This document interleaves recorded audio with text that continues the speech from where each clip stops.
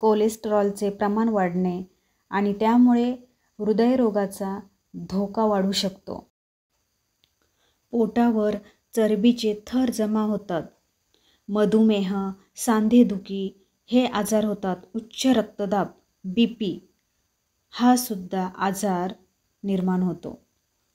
मज्जासंस्थेवरही परिणाम होऊन मेंदूमध्ये रासायनिक प्रक्रिया होतात.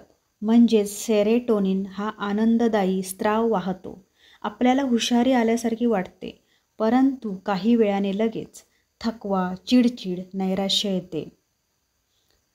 साखरेच्या अतिसेवनामुळे त्वचेवर सुरकुत्या येतात. मुरुमे, डाग यांचे प्रमाण वाढते. शांत झोप लागत नाही. मित्रांनो, साखरेला पर्याय म्हणून तुम्ही खडा गूळ किंवा मध आहारात वापरू शकता.